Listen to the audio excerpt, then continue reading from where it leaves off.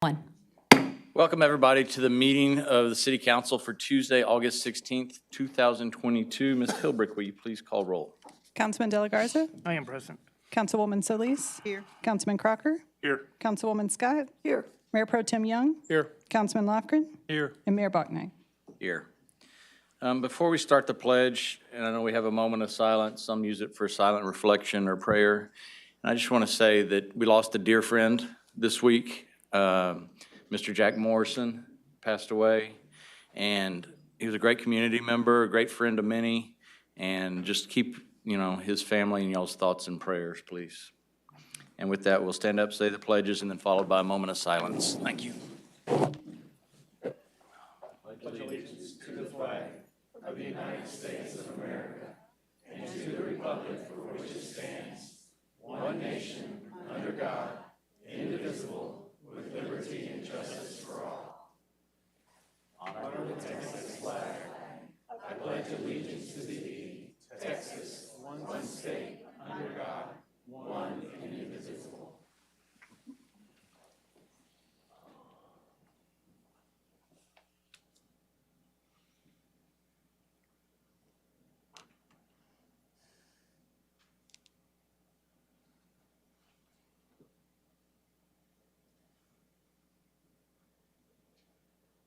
Thank you. All right, again, welcome. Any announcements and or reminders? Mr. Garza. Good afternoon, Mayor and council members. We do have a couple of staff announcements this evening, and I'm going to solicit a little bit of assistance with these. So I want to first ask Ken Gill to come up and provide an update on our drought contingency plan. Good evening, Mayor, members of the council. Just want to give you a brief update of where we are with the drought. As you know, it's continuing. The upstream of Victoria, Guadalupe River still hasn't received any rain, and it continues to drop. Want to announce that we're going to enter into stage 3 beginning tomorrow. Some of the changes in from stage 2 to stage 3, I want to emphasize is that watering hours remain the same. But one of the big restrictions is we want to do even number, if you have an even number address, watering on Sundays and Thursdays. Odd numbers are Saturdays and Wednesdays. And one point to make, that does include commercial properties. It's a lot of people have asked, is commercial exempt or not? No, it includes commercial as well as residential. Some of the other ones is restaurants may not serve water unless requested by the patron. We're going to try to get out in front of the restaurants, those that have the sit-down restaurants, to see if we can notify them, at least get them, up to speed on what our restrictions are. And the golf courses, as you well know, they won't be allowed to water. All our golf courses are on private water wells, so those won't be affected. So if you see watering at the golf courses, it's done privately. Some of the things that we're doing proactively is we're putting door hangers as we're out and about, and we see somebody watering outside the times. We knock on the door, ask the citizens, hey, we explain we're under drought conditions. Please limit your watering times, and if they're not home, we'll put the door hanger on it. The restriction is because the OCR, the off-channel reservoir number 8, is dropping, and when it gets at elevation 42 or 50%, that's when we want to get into the restriction number 3. We are ordering water from Canyon Lake. We have that water right, so we're getting some water in from Canyon to put as much water as we can into those OCRs for the next 13 days. And really, that's all. I just wanted to inform council before we got this out. We need to set up any transfer pumps from OCR to OCR? We already have those out. They're working on they're putting the one up from OCR. The water comes in at OCR number 4. It does have a channel between 4 and 8 where we draw the water from 8 to the plant. We're having a transfer pump going from those over to OCR number 6, which is a big one. And we're going to fill that one up. Okay. Is there any restrictions on car washes? Car washes are still allowed, the commercial car washes, because a lot of people think they use a lot of water. They really don't. And a lot of it, some of it is recycled. Homes, it's the same restriction, positive shut off. And you can water your grass using, as long as you're holding the water hose, you can water anytime during the day. And we do encourage, of course, keep your foundations moist, use a soaker hose. Those work great, keeps that evaporative moisture from just disappearing. And splash pads, recycled also. Which ones? Splash pads? Yes, those are all recycled. All our splash pads are recycled water. That's correct. All right. Thank you. Thank you, Mr. Gill.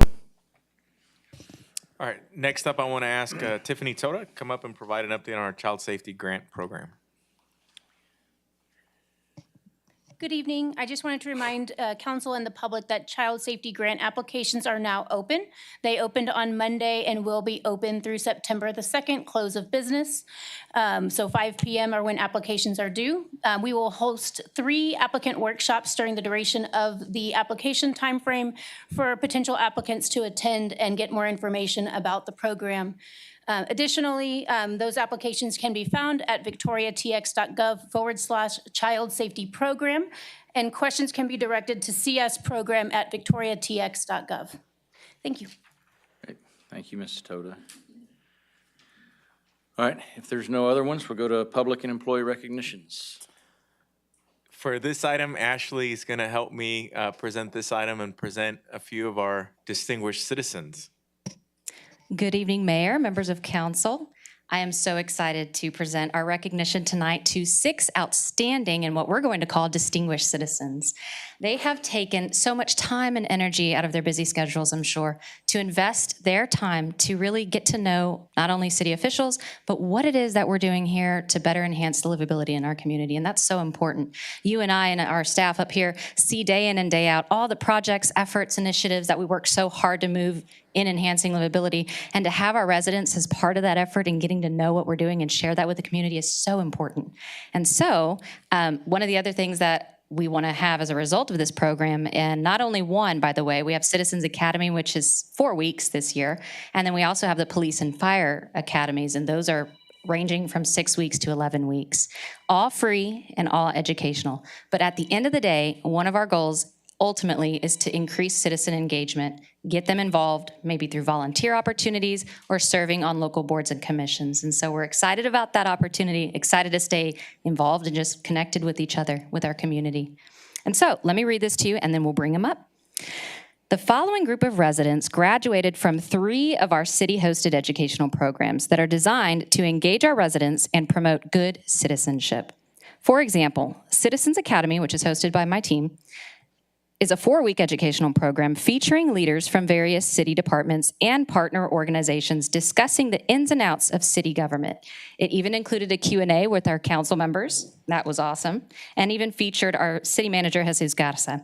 In addition, the city hosts the Police Academy, which is an 11-week program, and Fire's Civilian Responder Academy program, which I believe is 6 weeks. They feature the ability to rappel off of a building. How cool is that? I'd be terrified, but I had an excuse this past year. Kudos to you guys. And they even get to use the jaws of life on a vehicle. We are proud to say that 6 of our participants from all 3 of those programs will be graduating from all of them. So without further ado, Mayor, would you come up and I'll call each one by name, and you guys can come up in order that I call you. The City of Victoria affirms that Dr. Joanne Olson, Carl Westbrook, Joseph Geisman, Zachary Wendell, Alfred Reinhardt, and Megan Schultz have completed Citizens Academy. Yes, go ahead and stand up here. We want to see you on TV. Even though we got photos. Have completed Citizens Academy, the Civilian Police Academy, and the Civilian Fire Academy Civilian Responder Program, and are hereby granted the title of Distinguished Citizen in recognition of outstanding citizenship, commitment to self-improvement, and dedication to our Victoria community. Conferred this 16th day of August 2022. Let's give them all a round of applause.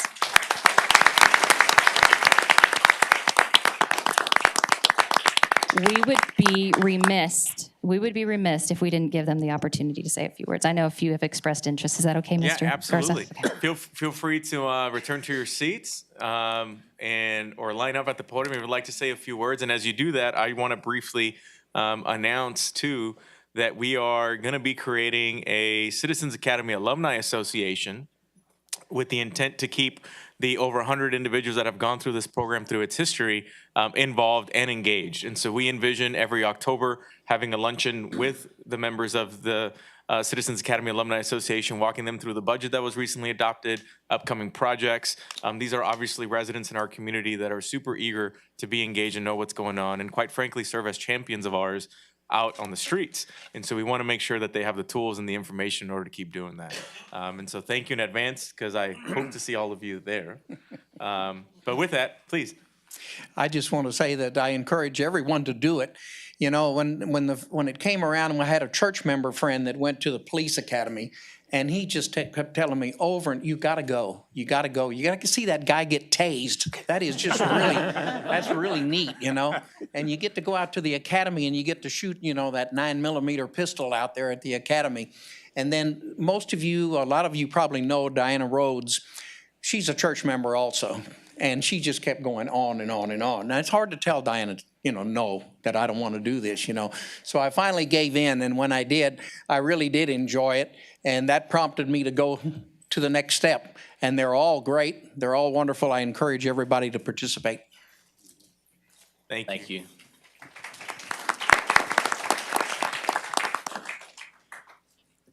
I wish I were facing the other direction, because I'd like to look each one of you in the eye and say this is well worth your time, effort, and energy.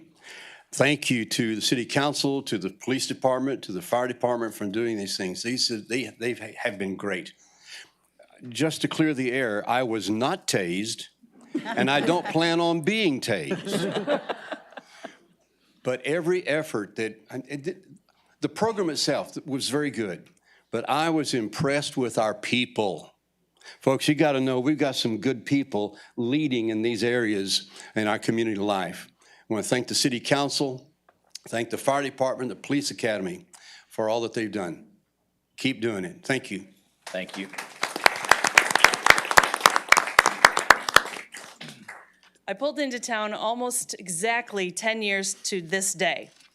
Pulled into town 10 years ago, and my first thought was, wow, Texas is really hot, because I'm from Wisconsin. And in the last few weeks, I've been reflecting, like, I never expected this. I never thought that. And quite honestly, had never thought about any of the things that I've learned. So throughout these 3 academies, I've shot a gun, used a fire extinguisher, rappelled down a building, learned about public works, and a whole bunch of other things. Went on a ride along and really, really appreciated it. I remember the very first week at the police academy, I raised my hand and I said, well, what's in it for you? To the officers doing this presentation. And they said, what we get is engaged citizens who understand what we do.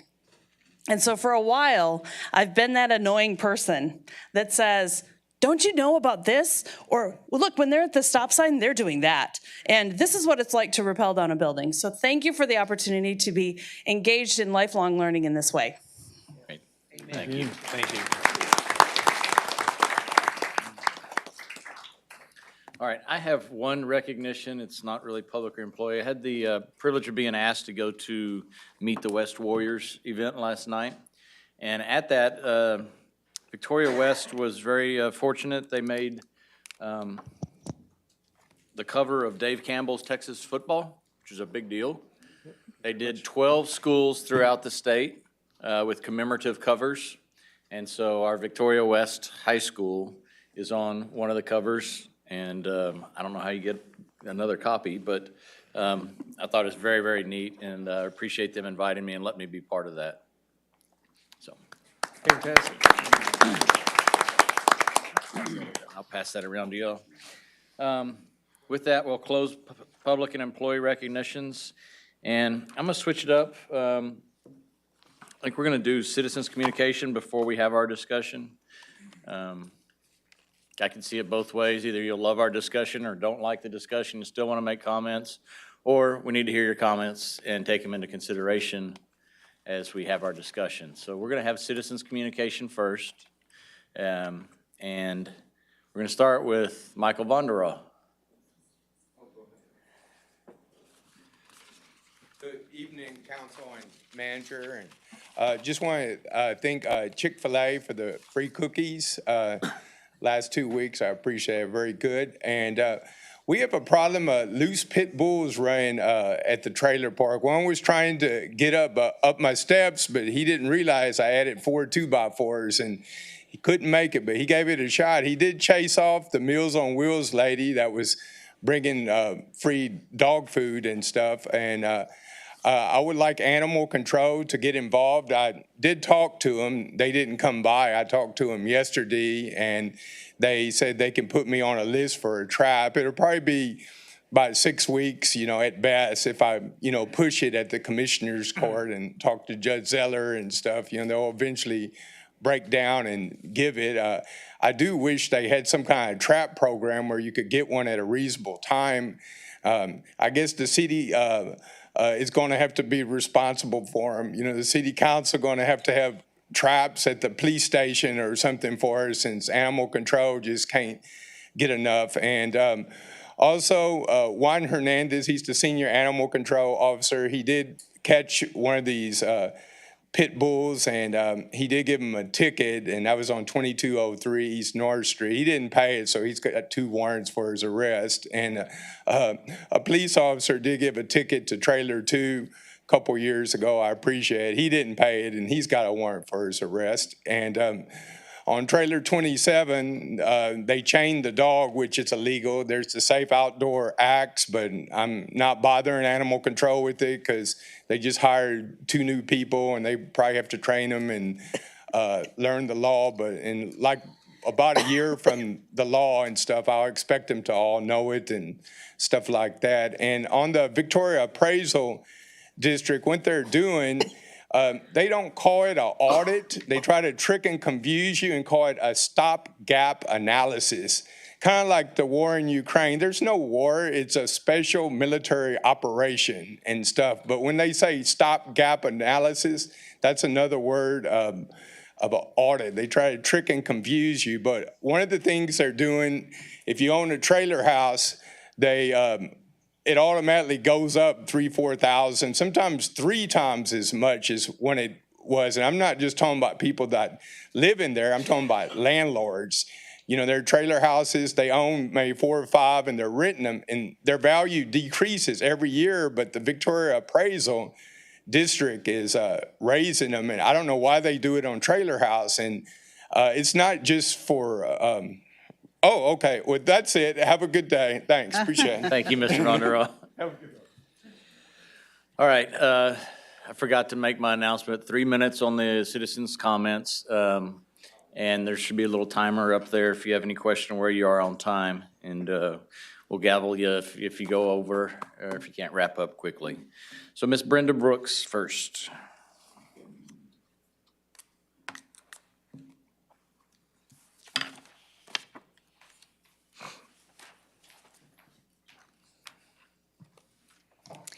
Good evening. I am Brenda Brooks. I would like to share a few of my thoughts concerning the development of the library collection policy. The purpose of the policy, as taken from their draft, is to support the mission, the goals, and philosophies of the Victoria Public Library. What is the mission statement? They crossed out the current one. More important, supporting the goals and philosophy of the Victoria Public Library and not the goals and philosophies of this community seems to be a red flag. Affirm that the library is a forum for information and ideas that follow guiding principles based on intellectual freedom. What or who are the guiding principles? And what is intellectual freedom? Remember, we're talking about children. They cite Library Bill of Rights, the Freedom to Read statement, and the Freedom to View statement, all developed by the American Library Association. This is a group based in Chicago that may or may not reflect this community's values. I'm a retired educator. I have given many years to educating and working with children of all ages. It would be nice to enjoy my golden years, barefoot on sandy beaches, delighting in the color schemes of the sunsets, or even enjoying the solitude of a mountain getaway. But you see, I have a special love for children, and I feel a real urgency about protecting their innocence. I have grandchildren and even a great-grandchild, and I'm concerned about the world that we're leaving them. In fact, I feel angry about the unjust attacks on our children, and the following gave me a certain amount of comfort.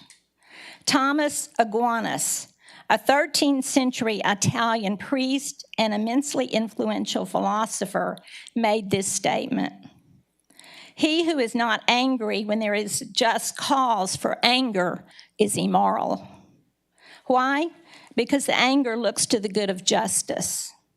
And if you can live amid injustice without anger, you are immoral, as well as the unjust. You can be angry and sin not. Anger at injustice is righteous anger. It is not loving to wink at injustice. It is loving to resist it. Ms. Brooks, if you could wrap it up real Okay. quick. Thank We're you. at war for the souls of our children. And I will use my voice. If that's all I can do, I can at least use my voice. Thank you. Thank you. Miss Peggy Hester.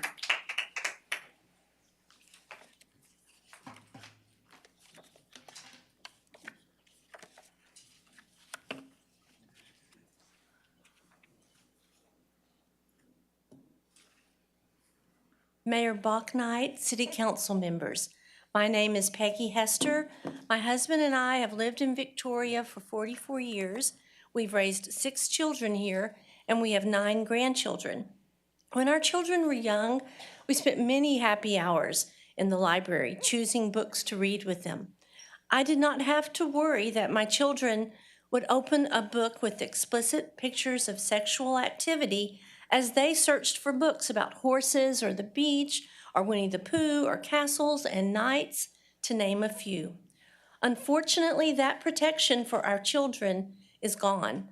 I was unaware of this until earlier this year when I saw and read some of the books while visiting the library with my daughter and my grandchildren. If others saw this material, they too would be shocked and concerned over what is being offered to our children. The library director and staff have chosen to allow books with explicit images and graphic descriptions of sex to be put on the shelves in the picture book, juvenile, and young adult 17 and under sections.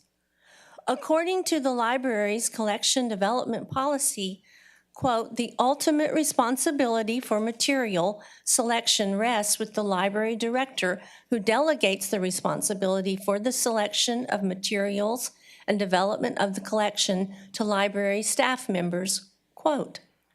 To whom are they responsible? To whom do they answer for the choices they make? Air and exercise promote physical health and strength. Our food becomes muscle and bone and blood. Books and the ideas within them are the food for our mind. We should be wise in choosing the food we give our minds. It has been said, "Do not be deceived. Evil company corrupts good habits," or put another way, bad company ruins good morals. What company are these obscene books providing? Romans 13:4 says, "For he or she, regarding a governing authority, is God's servant for your good." Thank you for your concern over the age and content inappropriate materials at our library, and thank you for doing all that you can to correct this issue. Thank you. Thank you, Ms. Hester.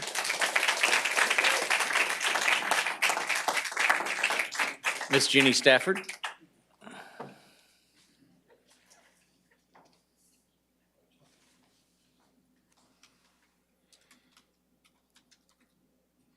Good to see you. Hi there, it's good to see you.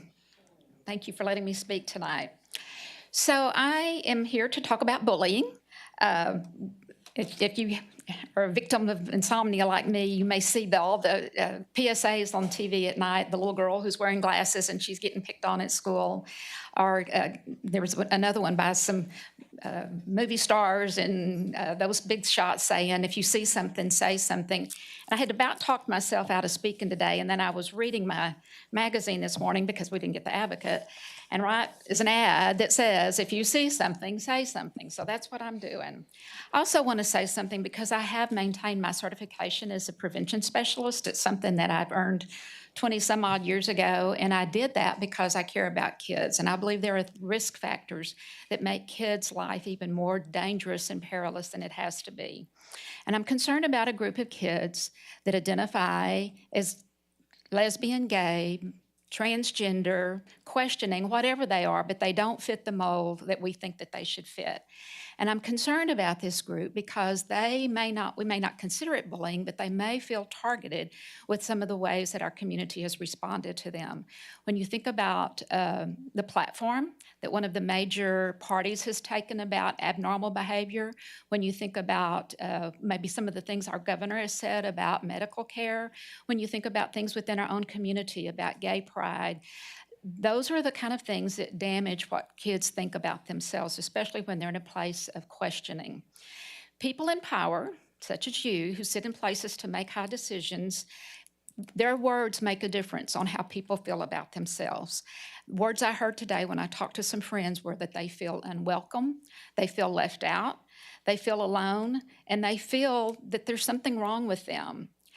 The really scary thing about this are the statistics. The most recent statistics about youth who identify as LGBTQ, 10% say they've been threatened or injured at school. 34% say they've been bullied at school. 28% say they've been bullied electronically. And here's the one that'll keep you up tonight. 33% say they have attempted suicide. Not thought about it, but they've attempted suicide. And you compare that with 6% of heterosexual youth. That's a very scary number, and it shows you the place that they are in their head. The other thing we know is they are at greater risk of depression, of self-harm, and of substance abuse, all ways of dealing with their anxiety. So the only encouragement I have for you is that the decisions that you make and the words that you use are felt and heard throughout the community. I implore you to be thoughtful and measured when you make decisions, whether they're about books or festivals or policies. Anything that you say, I want you to think about how that's going to be heard by a young person struggling with their identity. Thank you for the opportunity to speak. Thank you. Laura Mamina. You might have to repeat that. Okay. So not speaking into the microphone? It happened as claps were going, so it's hard to hear. Is it Laura Mamina? That's it. Thank you to the mayor and the city council for letting me speak. I didn't prepare anything today, but I'll just speak from my heart. I would second what the last speaker said. I am a historian of the United States. My research focuses on gender and sexuality and race and ethnicity in the United States. I can tell you from the work that I do with the students at the University of Houston, Victoria, that many of them do not feel safe in this community. And many of those students are students who are LGBTQ. I will be teaching a class this fall on sex and society in the United States, talking to my students about how those ideas have developed and changed over time. The work or the things that are said about LGBTQ people have an impact on our students, on our ability to recruit students, on our ability to keep students here, and to keep young people within this community. I know that there is language going around saying, we're trying to protect children.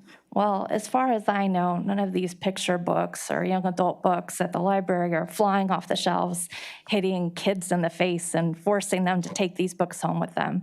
If there are books at the library whose messages you don't agree with, there's a really easy solution to that. don't check those books out. If you're a parent and you don't like some of the messages of those books and you don't want your children reading them, don't have your children check them out. For these books, a parent is required to sign those books out. The books that deal with LGBTQ children. I don't think that anybody else has been interrupted while they've been talking. I've been quiet even when I don't agree with what other people are saying. But I think that children should be able to, and their parents should be able to make those decisions. I would suggest that you not have these books be put in a separate section. That might open the city up to charges of discrimination, since people's biological sex, sexual orientation, and gender identity are federally protected categories.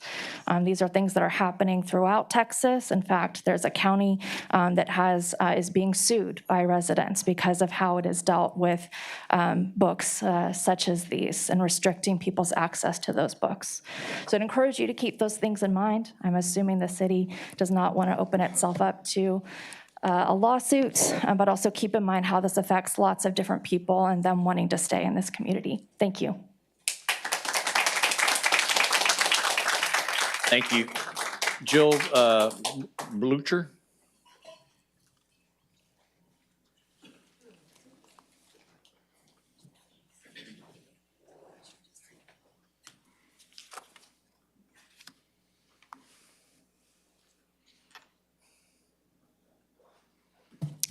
Thank you for letting me speak. So I've heard a lot about innocent children stumbling upon quote-unquote pornographic material at the library, so I wanted to see the situation for myself. I went to look for books from the proposed ban, and I randomly picked 5 from the list, which I had to find for myself because I was told at the library, by librarian number 1, that to get that list, I would need to fill out an information request and have it approved. So once I found it, librarian number 2 had to point me in the right direction. And by the way, I do frequent the library, so I understand where things are shelved and how that works. I wasn't a newbie there. The 5 books I selected were in 5 different locations. And as much as I tried to find them on my own, I still needed help from librarian number 3. So it is not as easy as it sounds to just stumble upon these books. So let's talk about each one. Stonewall. So it was shelved in the juvenile section with other books about cultural history, some about Black history or Hispanic history.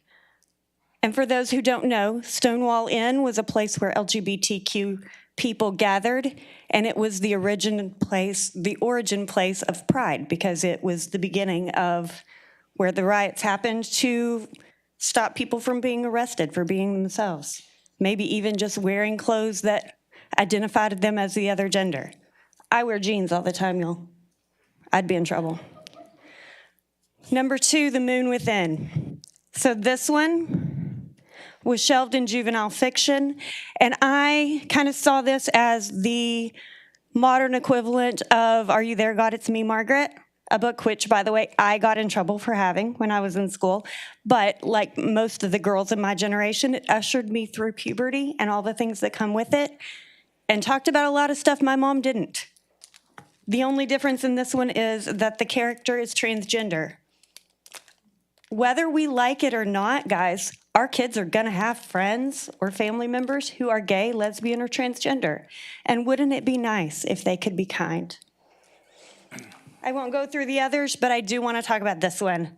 No Way They Were Gay is my favorite. It was fantastic because it is bios of people in our history, from the Greeks, by the way, we've been here forever, who were LGBTQ. And the only thing I can imagine that could be offensive in this is the bio of King James. Yes, that one. Ms. Blucher, could you please wrap up your comments? Yes, who was famously queer. So All I would like to say is none of these books jumped off the shelves by themselves. They were all in appropriate places and are titled in ways that if you don't want your kid to know about it, don't open that book. Thank you.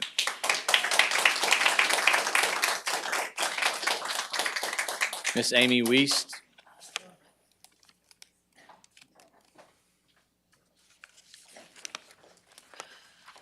Well, I just want to thank y'all for your service. I don't have anything written fancy, scholarly or biblically. I was more into trying to find a solution. I called Ben Ziller when all this was blowing up. And my biggest concern is our community being divided again. Again. If it's not mask, no mask. Black lives matter, all lives matter. Get the shot, don't get the shot. I mean, just you name it. And it just feels so awful. You know, everyone matters. Okay, but on this topic, on this particular topic, which is why I'm here, because all people matter. And whether we like it or not, GLBTQ, they're here. We're everywhere. I mean, there's people of all sorts of whatever. We're here. And though those aren't books that I would read, Ben Zeller did forward them to me, and I was able to read the 4 sentences out of a whole book that, yes, it was explicit. I'm going to tell you it was explicit. But the whole book is not pornographic. One of the books is about drug addiction. Man, we're here. Drug addicts are here. And what happens a lot of times is our guard goes down and we get raped. It doesn't say it exactly like that, though. It goes into an explicit sexual encounter, you know? So, you know, to take these things away when somebody could read it and identify, that's just, you know, this is America. We don't ban books. We figure out a different way, you know, maybe to label it. I'd like to see the system in the library upgraded to where instead of it saying, like video games and like movies that we go to, this is rated R. If you're not 16 years old or you're not with your parent, I don't know what the rules are anymore. I don't go to movies. I don't check out X-rated books. I don't do any of that. But I don't think it shouldn't be available to somebody who needs it for whatever reason. So that being said, that's what I'd like to see is the library upgraded their system to where the books can be labeled a different, you know, adult or whatever. And when someone goes to check it out, because I've heard 2 different stories now. I've heard somebody say you have to go get help and you have to do this. But I've also heard, and who knows what to believe. I haven't done it myself, gone and walked the walk. But that a child can go and check out a book and read this stuff, and maybe it needs to be labeled, you know, adult, and they can't check it out unless their parent is there. And I say parent, not an adult, but a parent. Because the adult they could be with, you want to talk about protecting our kids, the adult they could be with is the one that they know what's in that book and they want them to read it and they want them to get vulnerable. So, Ms. Wiest, if you'll wrap it up, please. Thank you. Don't ban books.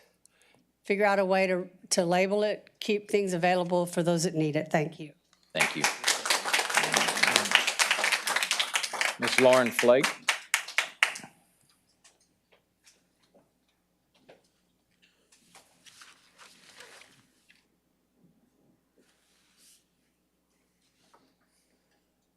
Good afternoon. Mayor Bauknight and members of the City Council, thank you for taking the time to address this critical issue of protecting the innocence of the children of Victoria. I appreciate the opportunity to speak to you today. As you're all aware, we've been addressing the availability of obscene books in the public library for over a year. We are not unique. Public libraries and schools across the nation have been fighting parents and concerned citizens, rationalizing that removing the availability of books, materials, and activities with harmful content is wrong. I read an article earlier that says that our culture has accepted 2 huge lies. The first is that if you disagree with someone's lifestyle, you must fear them or hate them. The second is that to love someone means you must agree with everything they believe or do. Both of these ideas are nonsense. You don't have to compromise your convictions to be compassionate. Disapproval is not hate. Disapproval of what is wrong and harmful is part of godly love. Billy Graham once said, "If we fail to solve this moral and spiritual crisis, we may be doomed like the great nations of the past." As I have pointed out previously, the SIPA Internet Safety Policy of the Victoria Public Library states that it is to prevent access to or transmission of inappropriate material, prevent unauthorized access or other unlawful online activity, prevent unauthorized disclosure of personal information, and to comply with the Children's Internet Protection Act. Texas law forbids such things as leaving guns, alcohol, or drugs available to children, not using child safety seats or seat belts in a moving vehicle. It would be child endangerment for a parent to take their child into a bar, a sexually oriented business, or anywhere that a child is placed in a situation that might endanger their life, health, welfare, morals, or emotional well-being. How sad that the Victoria Public Library could need a child warning label on it. It is time for the library shelves to be as safe as the library's internet, our homes, and our businesses. It is time we take our stand and hold the line. Thank you so much. Thank you. Anthony Madrid. Anthony Madrid.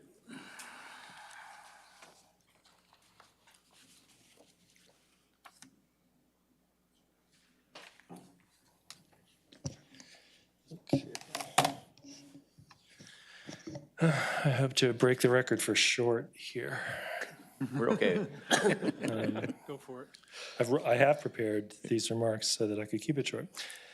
Everyone here, everyone on both sides of the issue operates under the embarrassment of the grab bag nature of the books under review.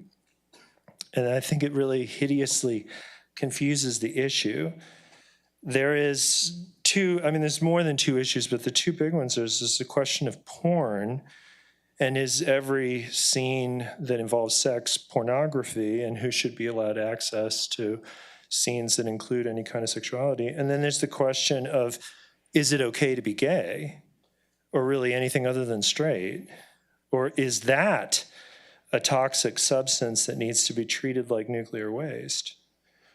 Some of the books on the list speak to one of these issues and others to another, but anyhow, I object to the two things being treated as if it's the same issue. And it's clear that for some people, they are the same. Not straight is inherently porn to them. It's an attack on innocence of children and so on, and harmful. That is not, in the opinion of many, knowledge. There are many books at stake here where sexual images are not the real issue. The real issue is whether we regard it as harmful and unsafe and toxic, et cetera, to allow non-straight children access to the equivalent of, "Are you there, God? It's me, Margaret." That's it. Thanks. Thank you. Scott Bauer.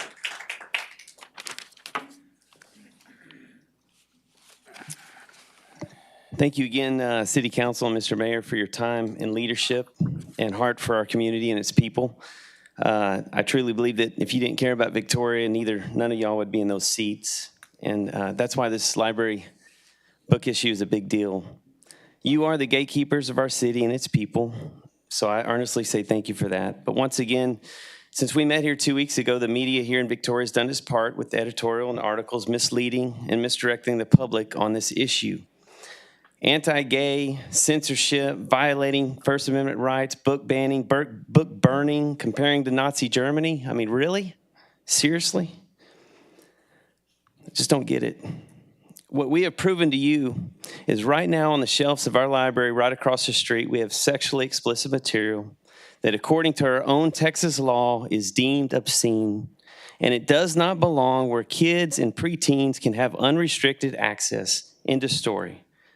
This material, at the very minimum, like's been spoken before earlier, needs to be in a separate section or have labels on it or whatever, where a child cannot have access to them willingly without parental permission.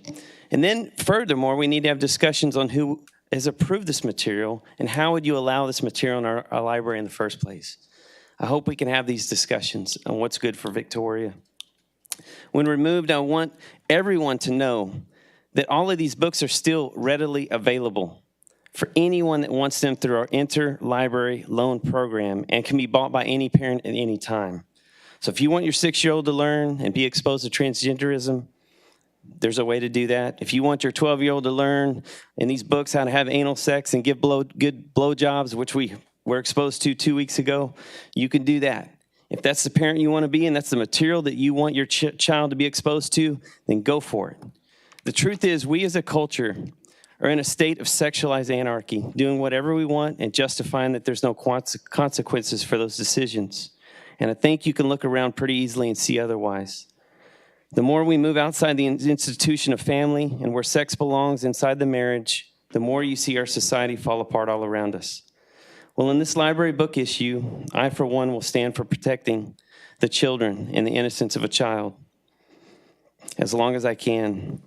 And I know that you all agree, and I can guarantee you that none of you will lose your seat and should feel no political heat from supporting an issue which is a very simple one.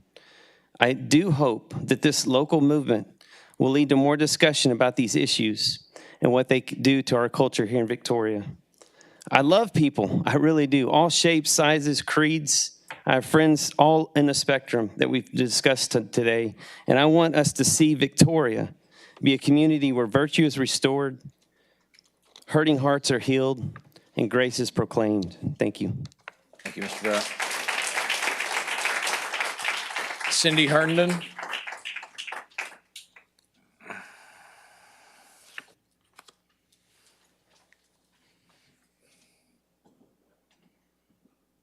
Good afternoon, Mayor and City Council and everybody else. I wanted to attack this from a spiritual aspect and just kind of what I see, but like the tale of two cities, I see that the stage is being set for the best of times and the worst of times. The best of times because we are closer to the second coming of Jesus, and the worst of times because it will be the most horrific time period on earth. The book of Revelation is a tale of two cities. Breaking down the Greek, I see Revelation speaks of digital currency. You can think of the central banking digital currency and the executive order recently issued. You can see social media in Revelation because it talks about the buying and selling of psyches. And of course, it's a Greek word. It uses the word soul. But so you can think of Facebook, Google, and pharmaceuticals that will be used to deceive the nations.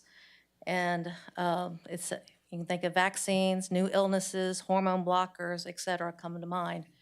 The UN and the World Economic Forum plan to usher in the new order of the ages, and you can see it on your $1 bill. In November of 2020, John Kerry and Klaus Schwab were speaking about the Great Reset and said it will come now with great swiftness. A few goals are depopulation, the elimination of personal property, and replace Christian values with secular humanism and paganism. Grooming our children through media, such as what we're finding in our schools and libraries today, is being used to accomplish some of these goals.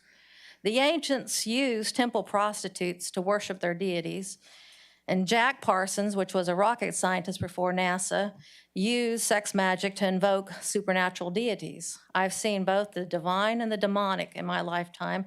If you find this hard to believe, you can listen to the testimonies of Ted Bundy just prior to his execution and Margie Mayfield's encounter with Stephen Marin, and they both describe a force causing them to commit acts that they didn't want to do. The amazing thing about Stephen Marin, that once he accepted Jesus as his Lord, all the hate and resentment left him. The point of mentioning these two testimonies is that we are more than just physical beings, and sex is more than describing something like pleasurable dining. The ancients, as well as Satanists such as Jack Parsons and Aleister Crowley, understood how to invoke demons. And Jesus said that before his return, and because iniquity will be increased, that the love of many will wax cold. But if you broke down the Greek again, it says the love of many would be psycho. So the principles, I believe that, and I've seen, I've witnessed, that the principles of the Bible have been given for our protection. Even though this is a global agenda, I'm asking that you protect the innocence of the children in this city. Thank you for your time. Thank you, Ms. Herndon. Alfred Reinhardt.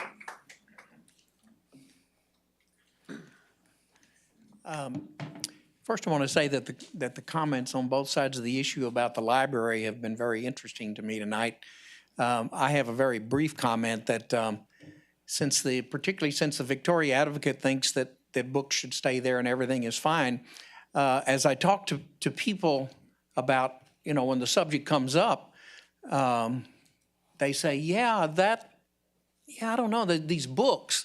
Well, why don't we just simply publish the information that's in question in the Victoria Advocate, and then everybody in the city can read and see the pictures that are in these books, and then maybe we'll get somewhere. Thank you. Ms. Gabe Hotek.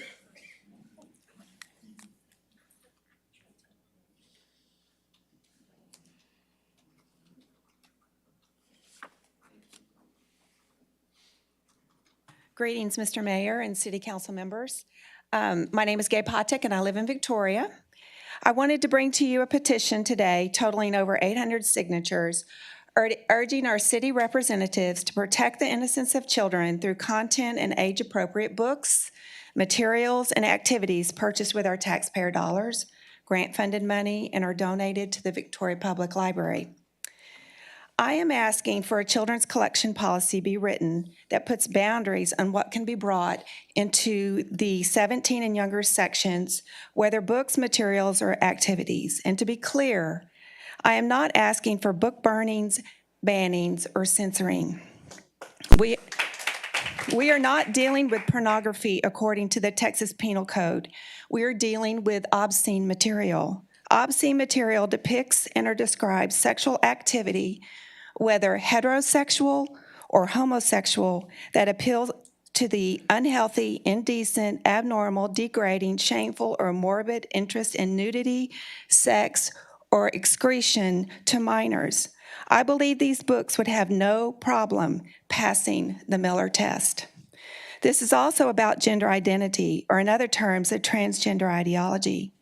These books in the children's section of our library do not merely mention that transgender people exist. Rather, they are influencing children to think they themselves might be transgender. True gender dysphoria is incredibly rare and does not need to be suggested in order for it to appear. Libraries are supposed to be safe places for children to explore and to foster a love for reading. We want our taxpayer dollars to build character and strong citizens with age and content appropriate books. This is about protecting the innocence of children. Thank you so much for your time. Thank you. Mr. Carl Westbrook.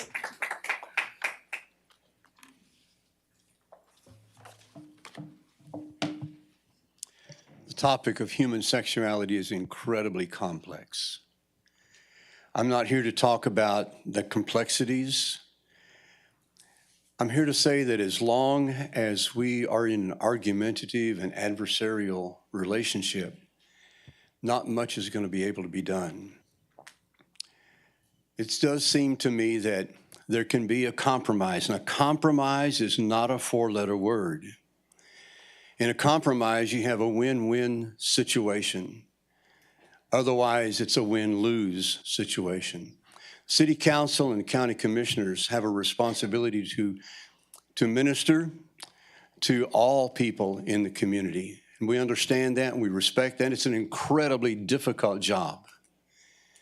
And somehow you all have to wrap your minds around that, dealing with the issues of the library. We cannot advocate the banning of books. That is one of the first steps on the slippery slope to totalitarian governance, whether it be on a local level, a national level, or an international level. But I think we can exercise some wisdom in knowing what to do with the materials before us. And it seems to me a very simple solution. As long as we are arguing, we can't talk about the situation. We can't talk about conclusions that we would like to see. We can't have civil and decent conversation with each other until the argument and the adversaries end. And so I want to recommend that the compromise be what has already been spoken, not just this evening, but often in the past. That there be a division somewhere where the books in question are not made available readily to those age groups that we're trying to protect. Yes, parents have the responsibility and the privilege of rearing their children in the ways they deem appropriate. Our community does not rear our children. We do that as parents, but we require and need the support of the community around us. We have the opportunity, it seems like to me, to either prove together we're better or to realize that that's just a dead cliche or a meaningless meme. I think compromise is a good word. It will enable us to sit down and talk perhaps more reasonably with each other. There's been some wonderful statements on both sides of this issue tonight. I encourage you, strongly encourage you, to listen deeply. Thank you.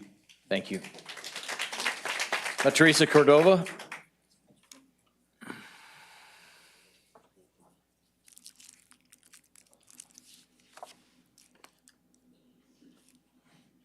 Mayor, Council, thank you for the opportunity to let me speak my mind. Can you hear me? Everybody hear me? Yes, ma'am. Better. Okay. So I'm here to voice my concern about these efforts being made by others to remove young adult books and other books they find offensive from our library and school shelves. I've heard their concerns and empathize with them. However, as a grandparent myself, and an advocate of the right of children to read, I believe removing these books solely based on these objections would be a terrible disservice to the students. I have read most of these books, and I've come to believe they are just too valuable for those students who, for whatever reason, are questioning a subject or just curious. I strongly urge your decision makers to keep these books on our Victoria Library shelves and to uphold the freedom to read for all students of the community. The Supreme Court has ruled that the right of all children to read books free of viewpoint discrimination is guaranteed by the First Amendment. Not everyone in our community shares the views of those who oppose these books, but the challengers have no right to impose their views on others or demand that educational programs reflect their personal preference. If parents do not want their children to read a particular book, then they are free to request an alternative, but they may not infringe upon the rights of others to read these books or tell other parents what their children may read. Furthermore, restricting access to these books will only crush free expression in our community. It will discourage librarians and teachers from introducing new ideas and expanding children's minds. It will dissuade children from asking questions for fear of addressing offensive or inappropriate topics. It will teach them that fear and ignorance supersede the quest for knowledge. Reading is the safest way for kids to learn about the world in which they are growing up. And doing so in a home, library, or school setting with guided discussions will only help them anticipate and appreciate real life problems. I therefore urge you to ensure that Victoria Library policies are followed and that these books remain available to students and children in this library and in their school libraries. Many of these books that are being disputed, not all of them even from this library, have been on the shelves since 2015. Why are they just now being disputed? I am a tax-paying citizen. I've known about these books and other banned books. Thanks to reading them, I better understand how it would feel to walk in the shoes of others, Ms. Cordova, can you please wrap it up? and compassion and empathy instead of fear and disgust. Thank you. Thank you. Ms. Prima Ranjan.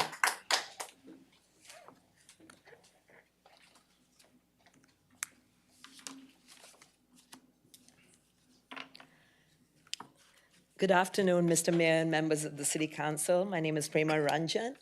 I appreciate you listening to our request today, hoping that my words fall on good ground. I'm sick of the perversity, the corruption, and the malady of lies that are besieging our children with no defense in sight. Allowing children access to perverse books can open the door to Pandora's box and probably lead to addictions of pornography and visions of sexual perversions that may haunt them the rest of their lives.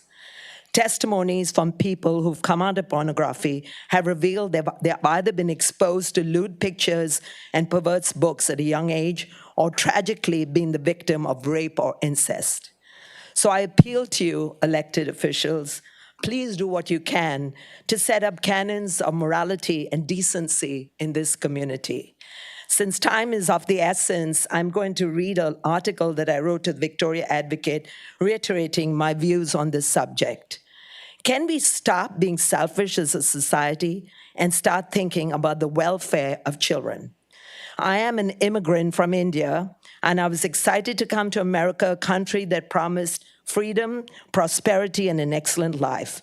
But to my dismay, I see the godly freedom of America that was established on to pursue our dreams and to stand for what is upright is being stripped away. I stand with parents concerning these books of perverse, lewd, and sexually inappropriate nature that are in the children's section of the public library. Something has to be done about them. I don't believe I'm overreacting. Pornography and sexual perversion seem to have seeped into places of learning, our entertainment, and even our media. I'm not a bigot or a racist or a hatred of LBGT people. God created us all. He loves us all, and he wants what's best for all. But when we stand for goodness and morality in this society, our voices are silenced by the loud voices of those who disagree with our views. Is freedom of speech only for those who support liberal views and not for those who stand for God's laws of righteousness? Can we stop being selfish as a society and start thinking about the welfare of children?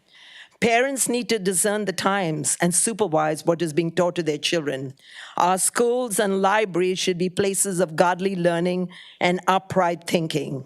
Our children in America need to be reinforced in their math, reading, and writing skills. Geography and the history of nations should be correctly taught. The very hint of any kind of sexual immorality should be removed from children's books and school curriculum. The power of suggestion and gender identification should not be taught in schools, creating confusion and wrong thinking in children. Mr. Ranjan. Sorry. Just wrap it up real quick. Thank Okay, so let's just stand for freedom, freedom for a better America that we can be proud of. Thank you.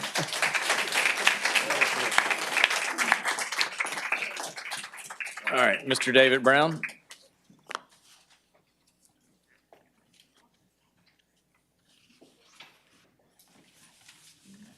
Mr. Mayor, City Council, Mr. City Manager, thank you for your opportunity to express my interest once again. I appreciate your favorable consideration of the Building Standards Committee. I'm also interested in the Planning Committee, and if that's a possibility, I'd be happy to serve. Look forward to doing so. But I'm not interested in the library committee. You know, I just can't help comment that there are some awfully good impressions, feelings, and opinions that have been expressed here today. And I have to say that leaving here, I'm not leaving with the firm thought I had in my mind about this issue. It's good to have the discussion, and I think that we'll all benefit by it. Thank you. Eliana York. Did I get that right? Yes. Yeah, very pretty name. Thank you. Can you all hear me? Yes. Yes, okay. Hi, Mayor Bauknight, council members. My name's Eliana York. Thank you for letting me speak today. I'm a native Victorian. I was born and raised in this community. I'm a mom, I'm a wife, Catholic, nurse, but most importantly, my contribution to this community is as a pediatric nurse practitioner taking care of Victoria's children.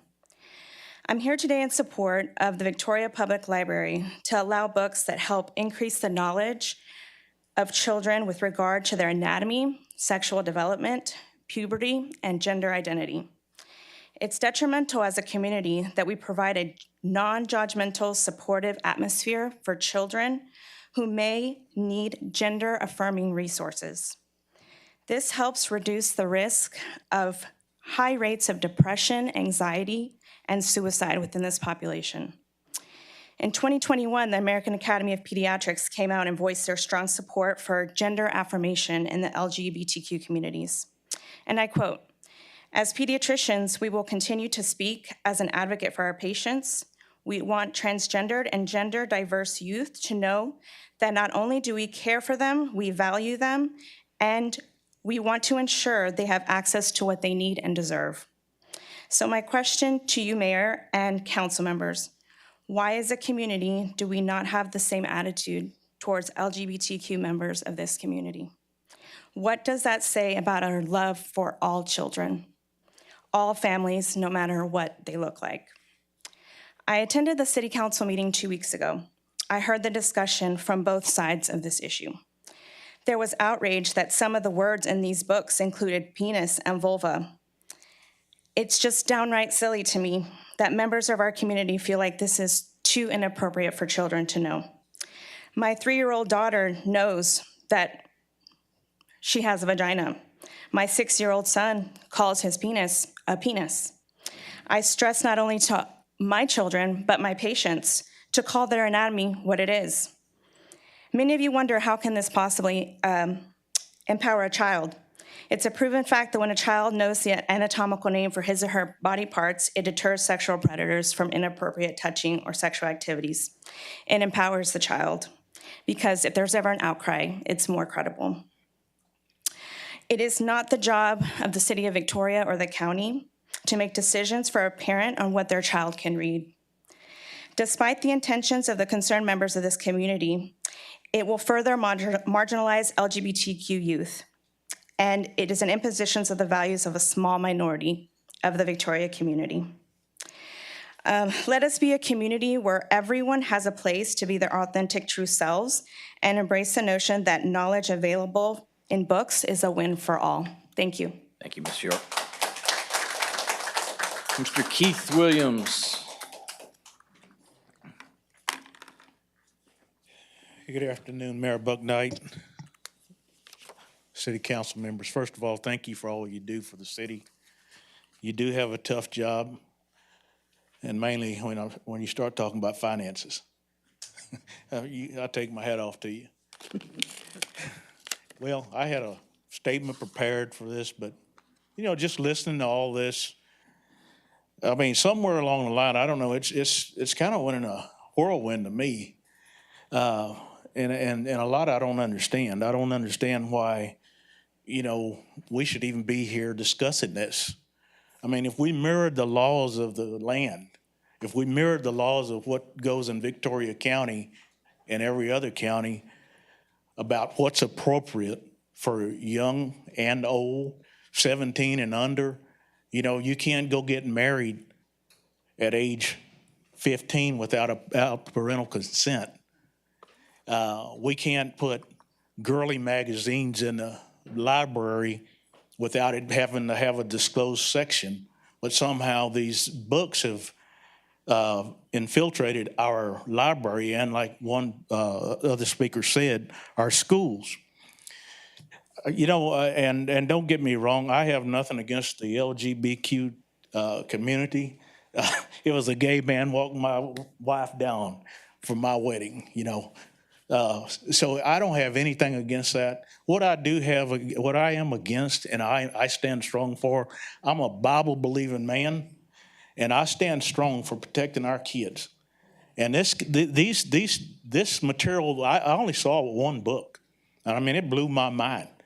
And the picture that was there was unsettling. And it just, I mean, it's hard to fathom. Like I say, I can't understand why anybody, whether you're gay, lesbian, straight, or dog, cat, whatever, how anybody can't understand that this is wrong for the inappropriate age of certain children. Regardless of what anyone says, it's just the truth. That's what we got laws for. You can't do things until you're 18. You can't drink until you're 21, or, you know, it's things like that. So why can't we protect our kids? Now, I don't believe in this stuff about bullying anybody because they're gay, because that's wrong. It's wrong in the eyes of the Lord.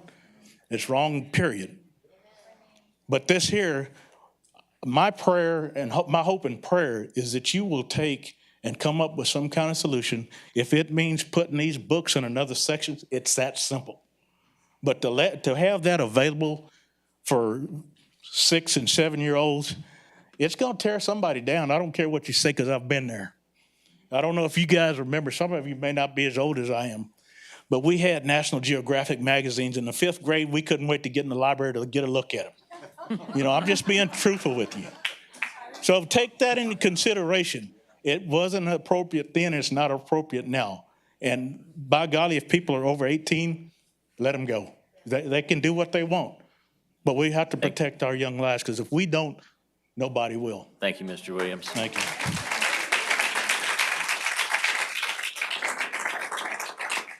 We got 2 more. Ms. Wanda Ulrey.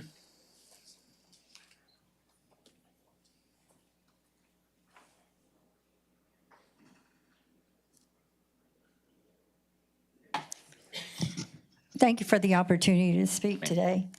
And greetings to you, Mayor and City Council members. My name is Wanda Ulrey, and I live in Victoria.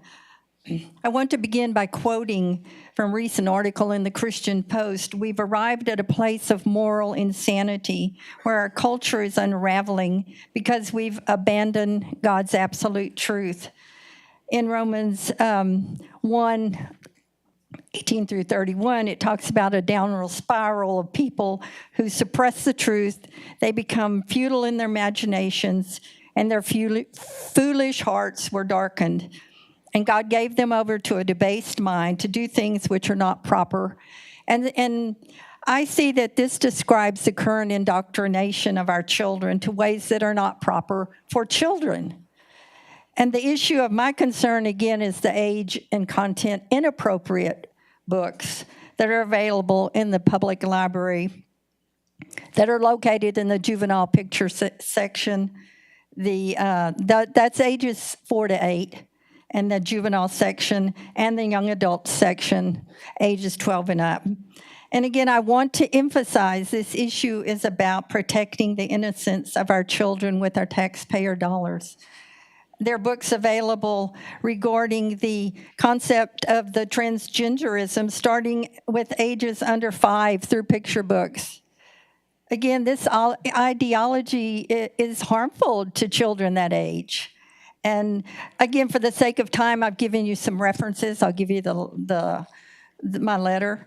Again, there's books available to the children that contain sexually explicit content. The word obscenity is appropriate. It's pornographic in nature, but it does not. It falls short of the actual definition of pornography. Again, I emphasize this is an issue about protecting the innocence of our children with our taxpayer dollars. I believe we need accountability with our taxpayer dollars. We need to ensure we have boundaries. Again, that was just spoken about. Boundaries that protect our children. We have those boundaries with the purchase of alcoholic beverages and so forth, flashing lights around for their physical safety in school zones. Why not boundaries for their innocence in purchasing content and age-appropriate books, materials, and activities with our taxpayer dollars at the Victoria Public Library? Thank you very much for your time. Thank you, Ms. Ulrich. Aliska Smiga. Hello. Mayor, Council, thank you for letting me speak. My name is Aliska Smiga. My pronouns are she, her. I'm a Christian, a lifelong resident of this area, a taxpayer, a homeowner, and I am a transgender woman. I also identify as bisexual, but I'm only going to speak on my experience as a trans person. I grew up in a loving family, but I didn't come out until I was 39.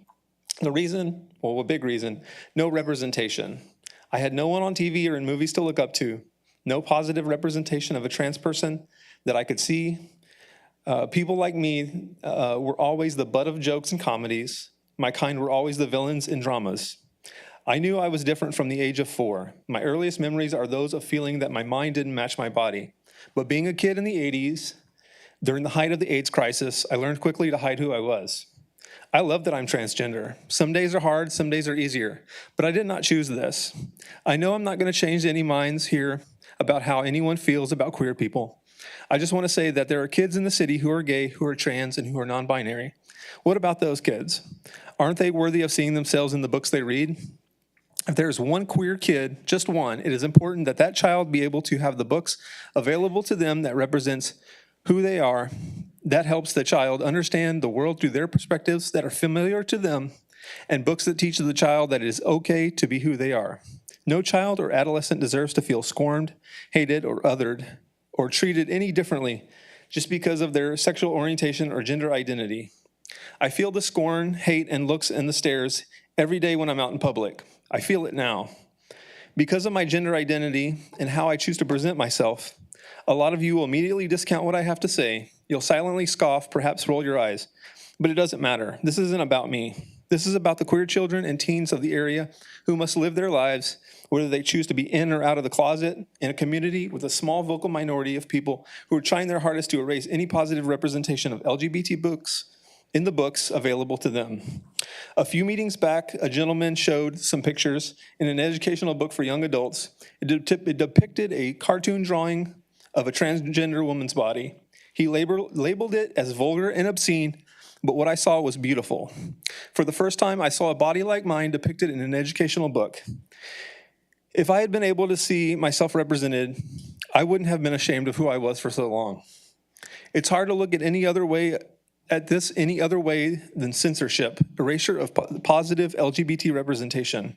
They say it's to protect the children, but I was once a child in this town, and I had nothing to look at that represented me. No depictions of what I was, what I felt. Now kids have the chance to see themselves in these books. Feelings seen means everything to someone that feels unwarranted, marginalized. The youth of Victoria don't deserve to be reduced and erased. So members of the City Council, I humbly ask you to end this madness, this censorship, and just leave the books alone.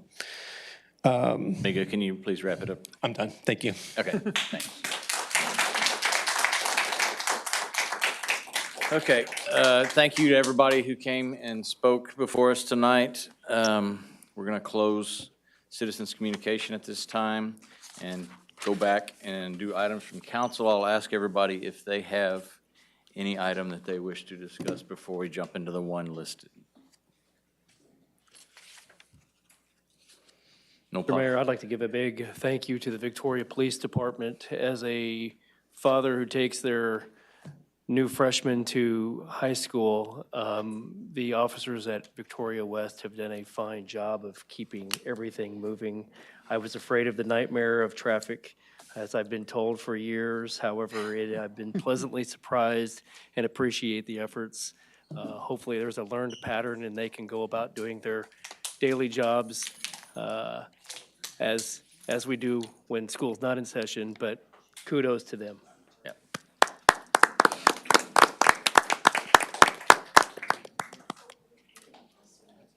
All right, so I want to thank each of you up here before we start this discussion.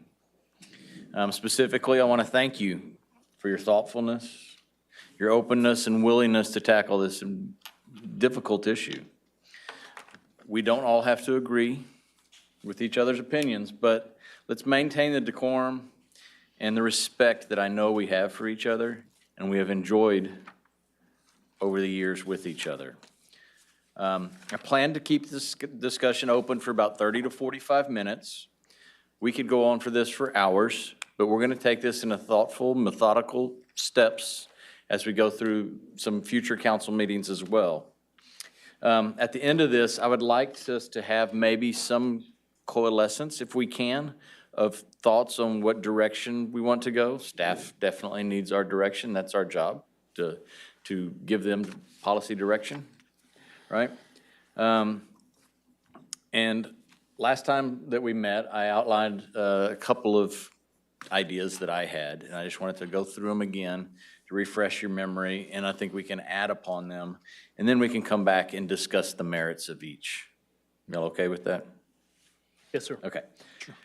So the options that I went through are update the library policy to direct what to do with sexually explicit and human sexuality books for all age groups.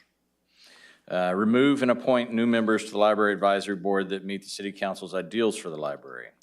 Develop and pass an ordinance that pertains to the aforementioned books. Appoint new members as terms expire. Do nothing, leave everything as is. And work towards a solution that is a compromise, keeps intact First Amendment rights, protects our children's minds at the same time. For example, is a new section warranted? Or do they need to go into a parenting section so that there's that oversight?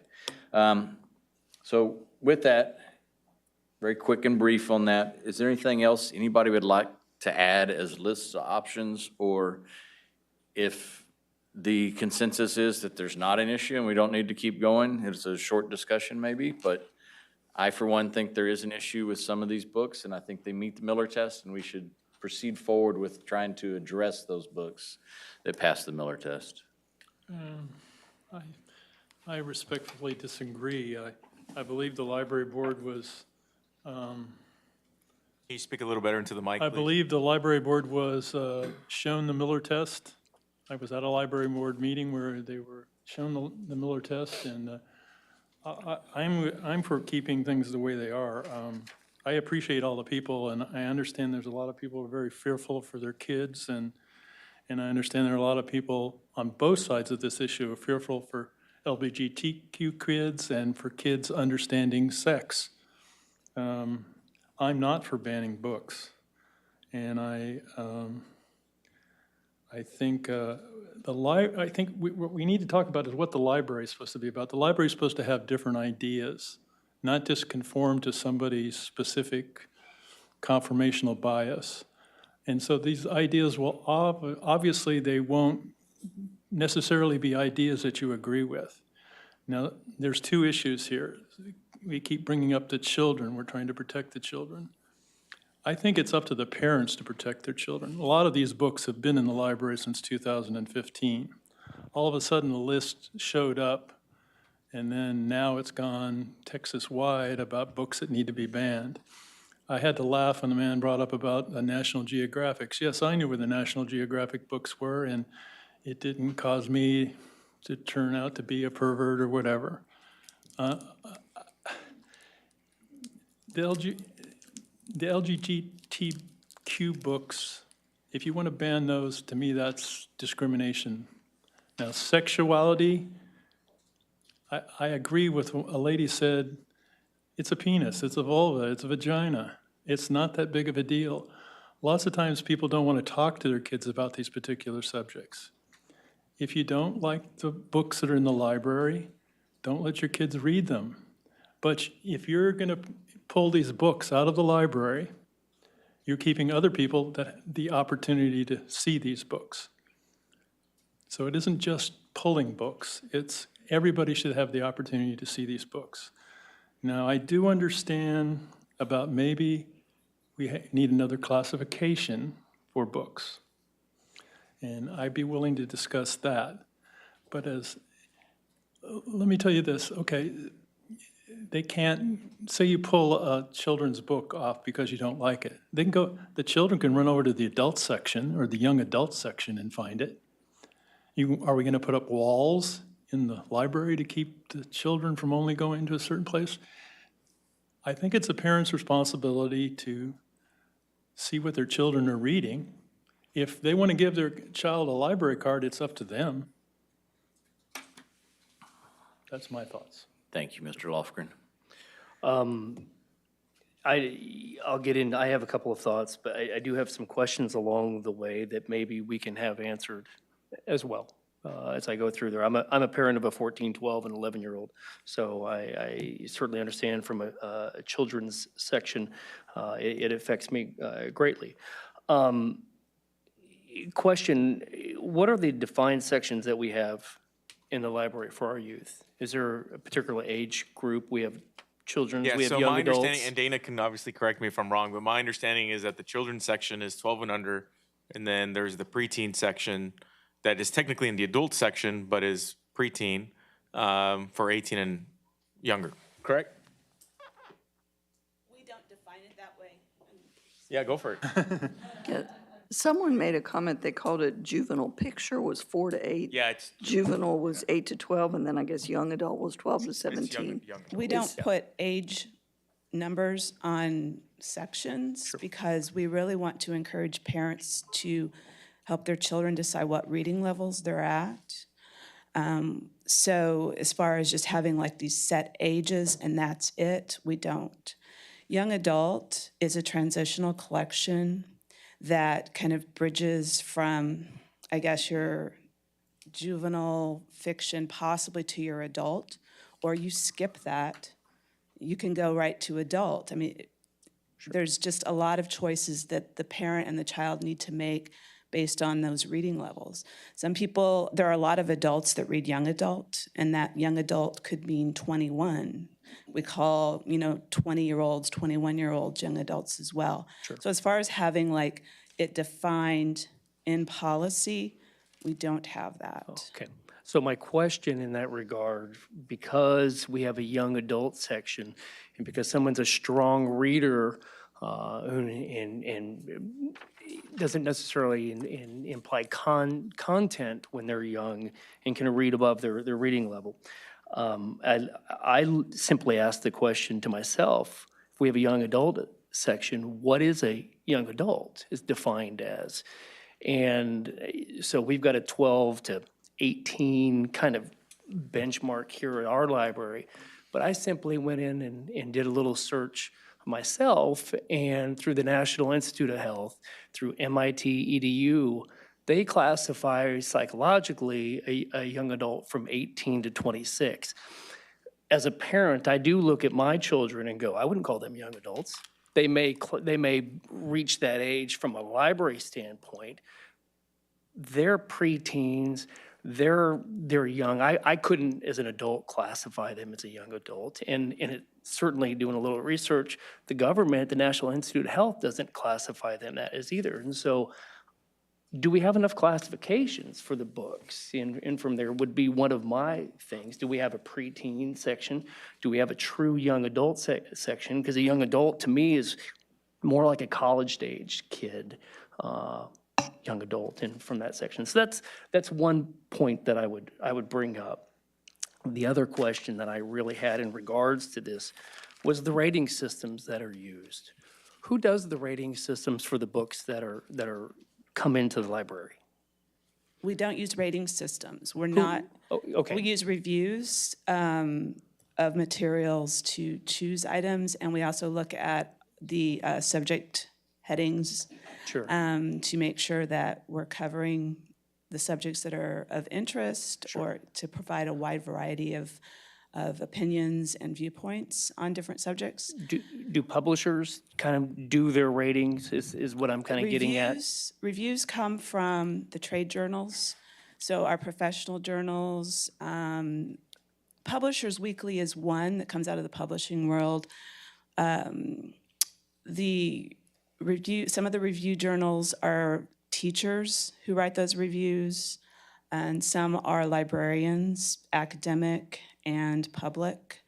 So it's a variety. And then we also will look at things that are written.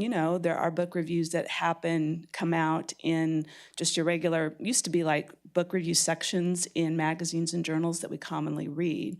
But majority of what we look at are written by teachers, librarians, publishing world as well. Yeah, publishing world. So, and my question to that was, from a movie standpoint, I know producers and directors used to give rating systems way back when, and they went, well, maybe we don't need to have people on the inside doing those ratings. And so they found an independent kind of parent rating system is what they've come up with to give appropriate ratings from that. I just want to make sure that we're not doing kind of the inside people doing that. I wouldn't want Harvey Weinstein rating my movies, or even a head coach of a game calling balls and strikes for their own team.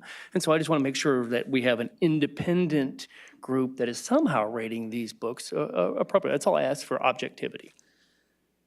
No, I think that's a good idea. I've done a little bit of looking. I know Ms. Lacy has too, trying to find something like that.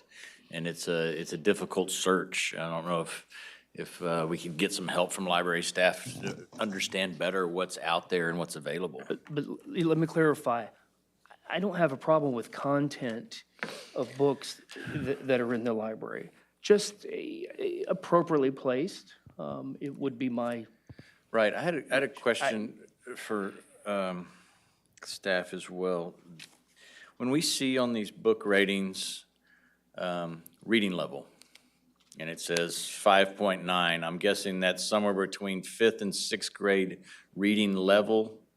Is that correct? They call it like Lexile. And so reading teachers follow these Lexile levels. And so if it's like a 5.9, that probably comes out of the AR system that the schools, Accelerated Readers program out of VISD. And so that's to help parents identify, like if you've taken a test in VISD and you're given that reading level of you are a 5.9, you're reading at that level, then the parent will have something to gauge where they want to go up, push their child up from that, or look for those that just have that Lexile level. And is that reading level dependent on the language or the content? It would be the words. So it's not really, I think, I'm pretty sure. discussing the content and the appropriateness of the content for that age group, but they're saying the way that the small words are for the 5th grader, or their bigger words maybe strung together for the 7th grader, that on that reading level, but That's not content rating at all. So, I looked just through some of these, and one that comes to mind is A Court of Mist and Fury. Thank you. A Court of Mist and Fury, which has a reading level of 5.9, happens to be my eldest daughter's favorite book. She told me that before, and was surprised that we were considering doing something with it through this process. But then she started thinking about it. She goes, well, if they're having it in the section that's, early teen, this or that, she goes, Mom wouldn't let me read that until I was 16 or 17, when my mind got more developed. And now I know why, but I would never give that to a 12-year-old. And that's my 20-year-old daughter telling me this stuff. So she understands at this age now why it was inappropriate. She didn't understand when she was 12 and couldn't read it, why it was inappropriate. But just a side note, sorry. Ms. Scott? I have, I don't know, just some more thoughts to overlay, and that is, excuse me, I do think that I would like to see some changes in the policy going forward. I think that these topics, human sexuality, is so much more openly discussed now. It's the popular trend. There are several other popular trends. So if I'm going to write a book that I want to sell, that's what I'm going to write it on. And so there's going to be more and more and more of these books available because it's the popular thing to write right now. And so that's my thought process on why I feel like we should look a little bit at the policy going forward of how many books that we bring in dealing with, I'm going to call them alternate lifestyles. And I don't think there's anybody that doesn't know what alternate lifestyle means. I think that includes children. And I also think that the facts of human reproduction have not changed. They have not.